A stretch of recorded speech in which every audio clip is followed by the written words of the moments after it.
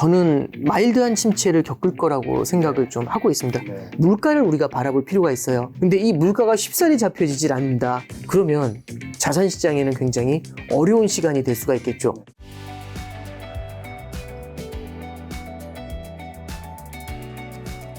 올해만큼 이제 달러 패권 위험에 대한 이야기가 나온 적이 별로 없었던 것 같은데 달러 패권 어떻게 생각하세요? 요즘 위기 그 다음에 다른 위안화라든가 금, 네.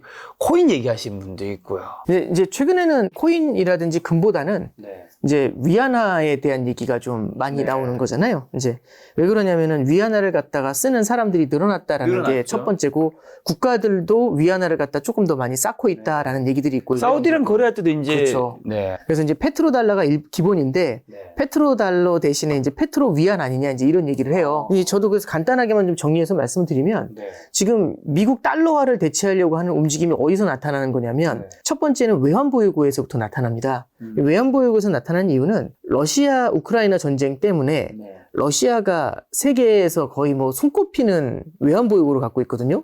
세계 5위 정도 수준이고 6,500억 달러나 갖고 있어요. 전쟁 전에요? 네, 그렇죠. 지금도 마찬가지로 그 정도 갖고 있는데 러시아 왜 그렇게 많아요? 기름팔이를 하잖아요. 그래서 엄청난 외환을 쌓았어요. 그러니까 우리나라가 9위인데 4,200억 달러거든요. 요번에 이제 50억 달러 줄여가지고 4,200억 달러라고 나오는데 그만큼 이제 외환을 많이 쌓았는데요. 6,500억 달러 중에서 상당 부분이 달러 표시 자산으로 돼 있고, 달러 표시 자산을 투자하려면 사실은 미국 국채 말고는 그만큼 투자할 데가 없어요, 별로. 그래서 미국 현지에 상당히 많이 투자가 돼 있죠. 미국 국채, 회사채, 아니면 주식 이런 것들로 나눠서 있을 겁니다.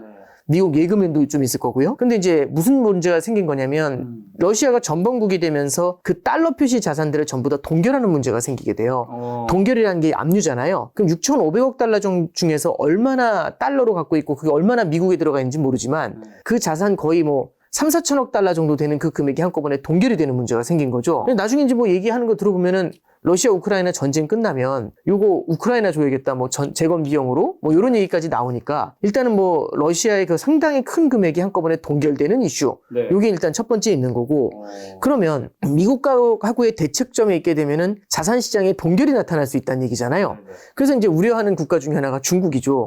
중국은 외환 보유고가 세계 1위고요. 3.2조 달러가 있습니다. 아, 중국이 1위예요? 네, 그렇습니다. 그러면 3조 달러가 넘는 금액인데 3조 달러가 넘는 금액 중에서 예를 들어서 2조 달러 정도가 달러 표시로 해가지고 미국에 있는 자산이다. 만약에 중국이 미국하고 틀어져가지고 만약에 중국의 미국 자산을 전부 다 동결해버리면 2조 달러 가까운 자산이 압류가 되는 거잖아요. 그 굳이 중국 입장에서만 러시아 입장에만 생각하면 그렇죠. 좀 황당하긴 하네요. 그렇죠. 내 자산인데. 그렇죠. 그러니까 저도 중국 편을 들거나 러시아 편을 드는 게 중요한 게 아니라 이게 결국에는 예금을 했었을 때에 맡겨놨을 때의 신뢰인데 이게 사이가 틀어지면서 한꺼번에 동결이 돼버리는데 그 금액이 사이즈가 크다는 거죠.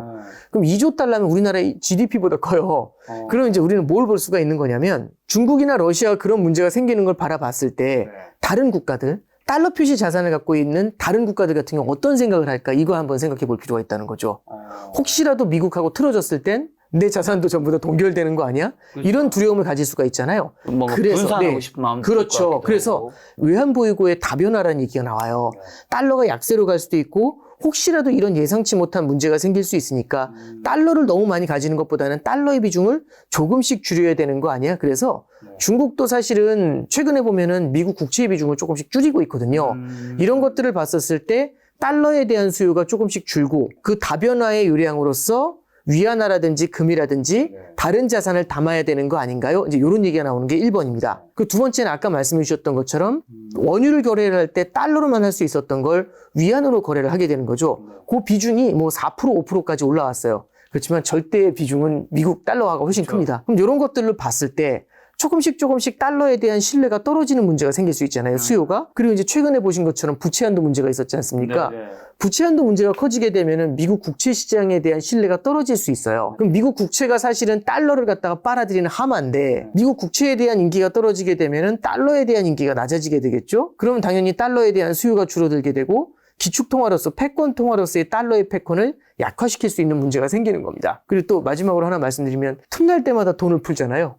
제로금리 양적완화. 그래서 달러를 너무 많이 푸니까 이렇게 됐을 땐 이거는 달러 패권 자체가 흔들리는 거 아니냐. 이제 이런 얘기가 나오는 거죠. 그래서 이제 원인을 먼저 이렇게 진단을 했는데 그럼 결론을 말씀드려야 되잖아요. 일단 결론부터 말씀드리면 달러 패권이 무너질 가능성은 글쎄요, 향후 10, 20년 안에는 쉽지는 않을 것 같아요. 일단 왜 그러냐면 이렇게 정리를 좀 해드려요. 과거보다 신뢰는 좀 잃었지만 그렇죠. 패권이 무너지기는 쉽지 네, 않다. 위안화의 패권이라기보다는 위안화의 세력이 조금 더 커지는 건 분명히 있겠지만 달러의 패권을 대체할 정도다 절대 그렇게 되긴 어려울 것 같아요. 일단 첫 번째 이슈를 말씀드리면 뭐가 문제냐면은 결국에는 한 국가가 패권 통화가 되려면 그 통화의 신뢰도가 높아야 돼요. 그리고 이제 그 통화가 패권 통화가 되려면 미국 이외의 지역에서도 널리 쓰여야 되거든요. 어디 언제 어디서나 그렇죠. 간편하게. 그러면 이제 미국이 직접 개입이 되지 않은 거래에서도 달러가 쓰여야 돼요. 사실 우리 거래할 때 달러 거래도 하잖아요. 우리가 저기 동남아시아랑 교역할 때도 달러로 교역을 하고 이런 것들을 생각해 보면은 결국에는 미국이 없는 곳에서도 달러에 대한 수요가 탄탄하게 존재한다라는 겁니다. 그러려면 자 다시 한번 정리해서 말씀드리면 한 국가의 통화가 패권 통화가 되려면 한켠에서는 이제 신뢰도가 높아야 되고 다른 한켠에서는 널리 쓰여야 돼요. 그럼 신뢰도가 높으려면 무역 흑자를 기록해야겠죠. 무역 적자국의 통화를 누가 좋아하겠습니까? 우리나라도 뭐 14개월 연속, 15개월 연속 무역 적자라고 하니까 원화가 약세를 보였잖아요. 그래서 신뢰도를 얻기 위해서는 무역 흑자를 겪어야 됩니다. 근데 전 세계적으로 널리 쓰이려면 무역 적자가 나야 그 돈이 해외로 나갈 거잖아요. 그러면 두 개의 조건이죠. 신뢰도도 높고 널리 쓰여야 돼요. 이 두 가지를 가져가려면 무역은 흑자를 겪으면서 적자를 겪어야 돼요. 말이 안 되지 않습니까? 이상한데요? 예, 이게 딜레마입니다. 그래서 웬만한 국가들이 이 시험을 갖다가 통과를 할 수가 없어요. 왜냐하면 이 두 개가 상호간에 모순에 걸려버리지 않습니까? 미국은 그럼 그게 되는 거예요? 미국은 현재 통과를 했죠. 70년대 이후에 그걸 확실하게 통과를 해서 지금 패권 통화가 됐죠. 예, 그래서 이제 첫 번째는요. 중국 위안화가 만약에 그렇게 되려면 무역 흑자이자 적자를 겪어야 되고 두 번째는 그럼 오케이. 일단 해외로 만약 나가려고 한다. 그럼 적자를 겪어야 되잖아요. 무역 적자국이 되려면 소비가 세야 됩니다. 지금 중국은요. 무역 흑자국이에요. 무역 적자를 겪으려면 소비가 커야 되고 소비가 크려면 사람들의 소득이 높아야 되잖아요. 그러면서 소비로 성장을 해줘야 되는데 아직까지 중국은 수출에 대한 성장 의존도가 상당히 높은 편에 속하죠. 그리고 또 하나는 달러를 갖고 있으면 이 달러를 굉장히 많이 보유했지 않습니까? 이걸 갖다가 어딘가 담을 무언가가 있어야 돼요. 금융상품이. 근데 우리나라에도 달러가 있으면 담을 만한 금융상품이 별로 없거든요. 미국 현지에는 굉장히 많죠. 미국 국채 크니까. 위안화가 있으면 어떡할까요? 엄청난 위안화가 그만큼에. 담을 데가 없어요. 그럼 중국에서도 금융시장이 개방이 돼 있지 않기 때문에 중국 내에서도 이 위안화를 담을 공간이 없습니다. 그러면 결국엔 금융상품이 부재하다는 것, 그 다음에 전 세계적으로 퍼져나가는 무역 적자를 겪기가 중국이 어렵다는 것. 이 두 가지가 굉장히 큰 문제. 결국에는 중국 위안화가 패권 통화가 되기 어렵게 만들죠. 아, 그러면 그냥 막 사들여가지고 해외로 중국 위안화가 나가면 되잖아. 문제는 뭐냐면 마구 사들이면 중국의 무역 적자가 심해지잖아요. 그럼 위안화의 신뢰도가 떨어질 수 있죠. 달러는 참 독특한 게 있어요. 뭐가 있냐면 들으면 들을수록 달러가 대단한 그렇죠. 거죠. 달러는 대단한 게 뭐가 있냐면 지금 패권 통화라는 건 누가 정해주는 게 아니라 이렇게 사람들이 쓰면서 정해지는 것 같아요. 정해주는 게 아니라 정해지는 것 같아요. 사람들이 인정해주는. 그렇죠. 모든 사람들이 서서히 인정해. 예를 들어 볼게요. 양적 완화를 해서 돈을 많이 풀었잖아요, 달러를. 그럼 우린 달러 끝났다. 달러 폭락한다. 근데 달러가 전 세계적으로 널리 퍼져나가요. 그럼 달러 구하기가 쉬워지면 사람들이 대출을 받을 때 달러 대출을 많이 받겠죠. 근데 저는 달러 빚을 쓰고 있고 작가님도 달러 빚을 다 쓰고 있어요. 근데 미국 경기가 어려워져요. 그럼 미국에 있는 그 많은 은행들이 대출을 갚으라고 할 거 아닙니까? 그러면 대출을 갚아야 되는데 불황이라는 건 저희한테만 오는 게 아니라 모두한테 찾아오니까 모두가 달러 대출을 갚기 위해서 달러를 사야 되거든요. 달러에 대한 수요가 일순간에 폭발을 해버리겠죠. 그래서 작년도에 보시면 팀 달러라는 단어가 등장했지 않습니까? 그렇죠. 그러니까 이제 우리가 이제 뭘 바라보면서 봐야 되냐면 이 양적 완화라든지 수많은 교육들을 통해서 오랜 기간의 교육이라든지 거래를 통해서 많은 사람들이 달러에 흠뻑 젖어 있는 겁니다. 이 흠뻑 젖어 있는 걸 갖다가 바꾼다. 그러면은 위안화라든지 금이라든지 이런 쪽으로 흠뻑 다시 젖어야 되잖아요. 그게 쉽지 않다는 거겠죠. 이제 여기 이제 연결해가지고 금 얘기 조금만 더 해드리면 이제 그런 거잖아요. 요즘 보면은 중앙은행들이 중국이 금을 사가지고 금가격이 크게 뛸 것이다. 이제 이런 게 하나의 스토리텔링이거든요. 뭐 이제 뭐 그럴 수는 있는데 이런 케이스는 있어요. 예를 들어서 중국이 금을 사려면 무언가 달러 표시 자산을 정리를 해가지고 금으로 바꿔야 되지 않습니까? 그럼 달러를 갖다가 달러 표시 자산을 있는 대로 팔고 금을 있는 대로 사야 돼요. 근데 잠깐 생각해보면 중국이 달러 표시 자산을 지금 엄청나게 갖고 있단 말이죠. 그럼 대주주예요, 예를 들어. 대주주가 주식을 막 팔면 어떤 일이 벌어질까요? 떨어지겠죠. 다 팔기 전에 막 박살이 나겠죠. 그래서 이게 팔 때 그렇게 막 확확 팔 수가 없어요. 찔끔 조금씩 던져야겠죠. 하더라도. 그래서 중국이 1조 달러 넘는 미국 국채를 갖고 있었는데 지금 한 9천억 달러 조금 밑으로 내려와 있어요. 서서히 줄입니다. 줄이더라도. 또 하나 이거죠. 줄이는 것도 줄이는 거지만 산다고 할 때 금을 예를 들어서 중국이 금을 막 사요. 중국이 금을 막 사면 어떨까요? 금 가격이. 모르겠죠. 그럼 소문이 안 나게 사야 되지 않을까요? 그래서 조금씩 사요. 사더라도요. 그래서 외환 보유고의 교체라는 게 한순간에 확 이렇게 교체되거나 그런 게 아니고 서서히 진행되는 케이스입니다. 네, 그래서 이제 딱 이런 스토리를 딱 듣고서 그러면은 달러 대신에 금 사야겠네? 이제 이런 이제 스토리텔링이 가능해지는데 스토리텔링으로는 굉장히 매력적으로 들릴 수 있을지 몰라도 이게 이행돼 갈 때는 마치 이 국가의 외환 보유고가 전환되는 건 이게 작은 배를 확확 돌리는 그 느낌이 아니라 항공모함처럼 큰 전함을 서서히 돌리는 느낌이라고 보시면 돼요. 그래서 달러로 이렇게 했다가 선회하는 거죠. 금 이런 식으로 하더라도 그리고 비중도 크지 않을 뿐 아니라 돌리더라도 시간이 오래 걸린다는 점을 우리가 감안할 필요가 있습니다. 그래서 이제 달러 패권이 교체되는 것, 결국엔 다른 걸로 바뀌는 것, 그거는 쉽진 않을 것 같아요. 네.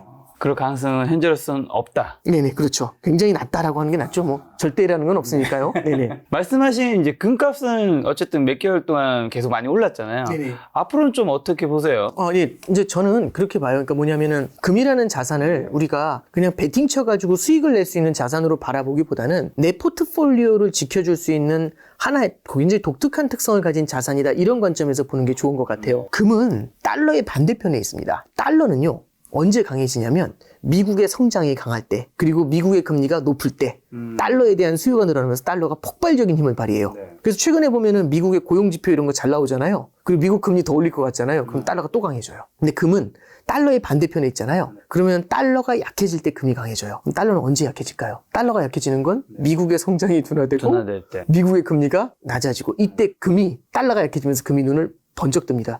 그럼 우리 포트폴리오에 금이라는 자산은 미국이라는 그 굉장히 큰 경제국에 힘이 빠지면서 금리가 낮아져서 달러가 쏟아져 나올 때 가장 먼저 눈을 번쩍 뜨는 자산. 요거로서 우리는 뭘 볼 수 있냐면은 금을 바라볼 수가 있다는 거죠.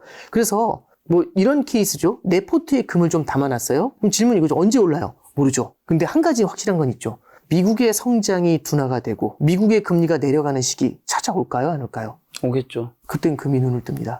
그러면 그때 사야겠지 못 살걸요? 예, 그때 사야겠지 못 살걸요? 왜냐하면 해당 자산들이 또 그때 당시 좋았던 자산들이 또 흔들릴 거지 않습니까? 그럼 그걸 팔고서 옮긴다 쉽지 않거든요. 그럼 어떻게 되냐면 그런 시기가 올 거라고 생각하면 여기 길목을 잡고 기다려야죠. 그래서 물고기를 쫓아다니면 답이 없고요. 물고기가 언젠간 올 것이라고 생각되는 곳에다가 어항을 설치해놓고 기다려야겠죠.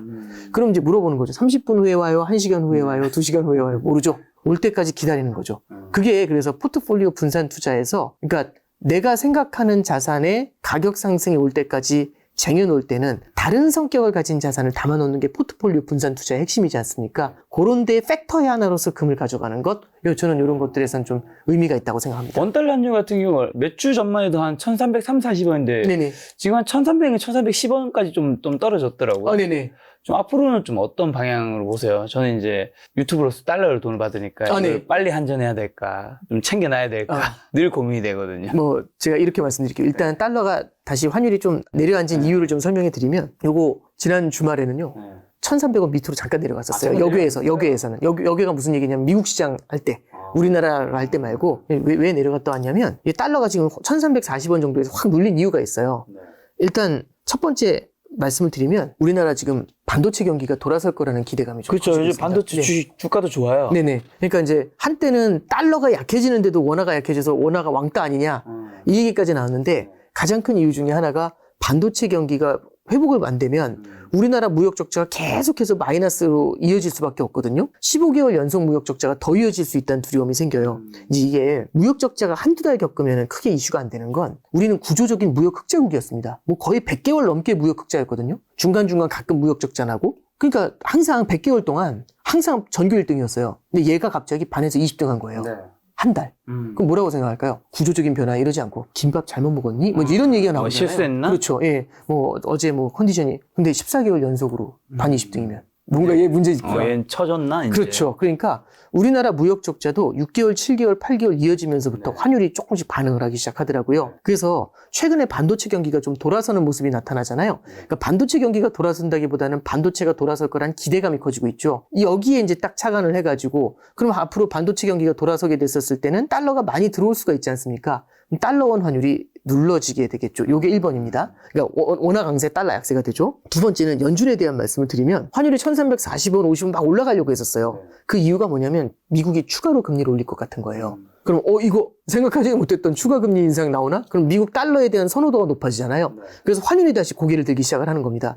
근데 우리 파월 회장이 등장해서 그런 거죠. 6월엔 금리 인상 없어요. 이제 이런 식으로 이제 얘기를 한 거죠. 그리고 이제 존 윌리엄스라고 이제 그 뉴욕 연은 총재도 직접적으로 얘기하지는 않지만은 올리는 것에 대해서 조금은 지켜볼 필요가 있다는 코멘트를 했고, 그리고 마지막으로 이제 제퍼슨이라는 이사가 있는데, 그러니까 결국에는 연준에서 탑3에 해당되시는 분들이 전부 다 일단은 올릴 수는 있을지라도 6월달 금리 인상은 아닌 것 같아요. 이런 얘기를 좀 하고 있는 거죠. 그러니까 이제 시장이 오우 이거죠. 그러니까 예를 들어서 이런 겁니다. 게임을 하고 있는데 엄마가 얘기하는 거죠. 이제 너 저기 5시까지는 끝내. 근데 지금 4시 52분이에요. 우울하잖아요, 그 기분이. 근데 이제 엄마가 얘기하는 거죠. 5시 20분까지는 안 건드릴게. 그럼 일단은 기분이 되게 좋아지지 않나요? 하게 되는 거 아니에요? 저 어렸을 때 이제 그런 경험이 있는데 예, 그런 느낌이라고 생각하시면 돼요. 그래서 일단 7월로 패스해놨으니까 7월 달에 FOMC 전까지는 이거 뭐 어린이날이다 이제 이런 생각인 거겠죠. 그래서 이제 저기 보면은 달러가 강해지려고 하다가 아직은 아니래 하면서 이제 눌린 그 두 가지 이슈가 있었어요. 근데 이제 저는 이제 환율을 좀 바라볼 때 좀 우리가 이제 고민을 해야 되는 건 이런 것 같아요. 첫 번째는 결국에는 미국의 물가가 생각보다 잘 안 잡힐 것 같거든요. 그럼 미국의 물가가 잘 안 잡히게 된다는 얘기는 뭐냐면은 미국의 금리 인상이 조금 더 나타날 수 있다라고 봐요. 6월에는 스킵을 할지는 모르겠지만은 7월이나 9월이나 이런 때는 추가 금리 인상이 나타날 수 있고, 이렇게 추가 금리 인상이 나타나면서 매파적인 코멘트를 하게 됐었을 때는 이른바 연준 피벗이라고 하죠. 상당히 많은 수준으로 금리를 인하할 거야 내년에는, 이 기대감도 많이 희석이 될 수가 있거든요. 이런 점들을 바라봤었을 때는 아직 환율이 달러원 환율이 조금은 더 올라올 수 있는 룸이 아직은, 그래서 달러 약세로 전환됐다라고 표현하기에는 아직은 시간이 조금 더 필요하지 않나, 그런 생각이 좀 첫 번째 들고요. 그다음에 이제 반도체 경기의 회복에 대해서도 아직은 기대감이 되게 큰 거잖아요. 기대감이라는 거는 실망감이 나타났을 땐 크게 흔들릴 수가 있어요. 그래서 이게 실제로 현실로 구현될 때까지는 조금은 좀 우리가 신중하게 바라볼 필요가 있겠죠. 그래서 이걸 갖다가 외환시장에 대입을 해보면 일단은 미국의 금리 인상 관련 불안이 그래도 7월이나 9월 정도 지나면 어느 정도는 좀 완화가 될 것 같거든요. 그래서 3분기 말에서 한 4분기 넘어가는 정도? 그 정도까지는 달러 강세 압력이 좀 나타날 것 같고요. 이후에는 그 추후의 움직임들, 물가의 움직임이나 이런 것들을 조금은 더 봐야 되지 않나 그렇게 생각을 하고 있습니다. 자, 고용지표도 그렇고 자산시장도 그렇고 이제 미국 경제 굉장히 좀 뜨겁다고 하는데요. 근데 또 한편에서는 뭐 은행 위기 이어지고 국가 부채 이슈도 이제 어쨌든 불거졌었죠. 네네. 자, 다른 한께서 이렇게 고용이 뜨겁고 미국 경제 과연 침체 정말 겪는 건가요? 주가 지수는 뭐 안 겪을 것처럼 좋아 보입니다. 일단 저는 마일드한 침체를 겪을 거라고 생각을 좀 하고 있습니다. 그러니까 지금 이제 미국 경제가 강한 이유는 뭐 여러 가지가 있을 거예요.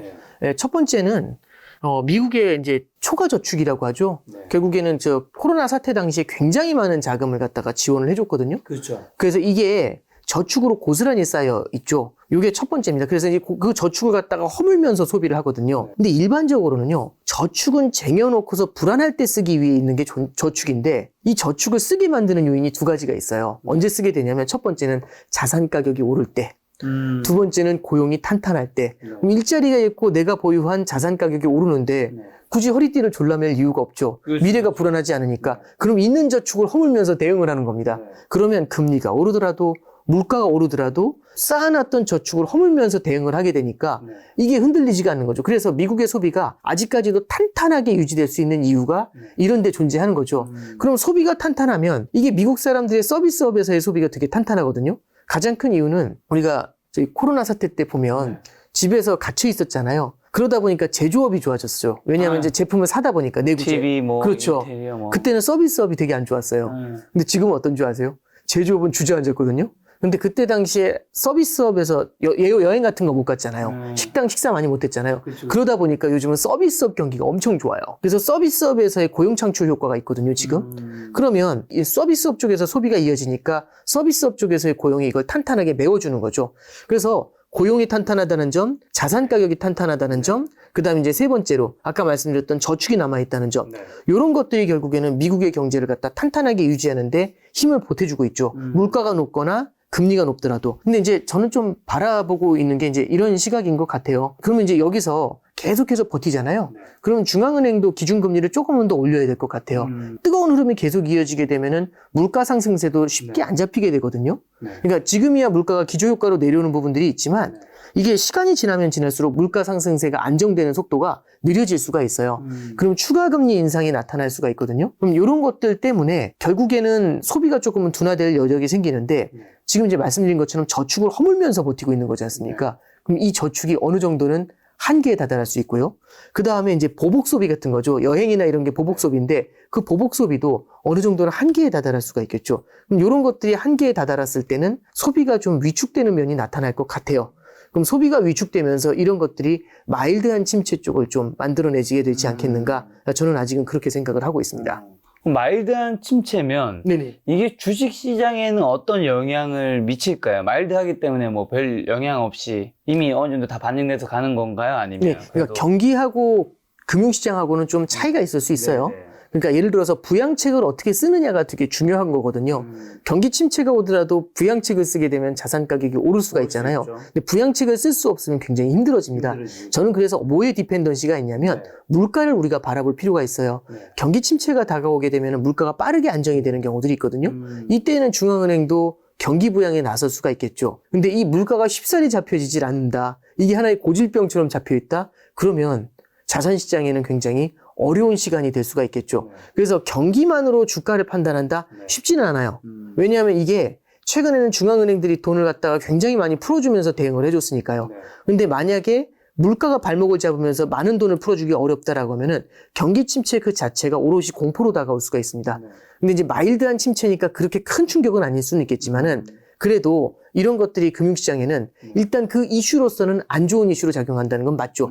그걸 갖다가 금리라든지 아니면 돈 풀기, 경기 부양의 사이드에서는 어떻게 메워주느냐가 이슈죠. 그럼 경기 부양 쪽에서는 뭘 봐야 되냐면 재정 지출이 얼마나 해주느냐, 정부가. 아니면은 중앙은행이 얼마나 금리를 많이 낮춰주느냐인데 지금 이제 이슈는 부채 한도 문제 때문에 재정 쪽에서는 많이 지원해주긴 힘들 것 같아요. 그럼 이제 중앙은행에서 금리를 낮추면서 돈을 풀어주는 거거든요. 이거는 제 생각에는 물가가 가장 큰 이슈라고 생각을 합니다. 그래서 뒤에 이제 물가하고 버무려가지고 말씀을 좀 이어가면 좋을 것 같아요. 네네.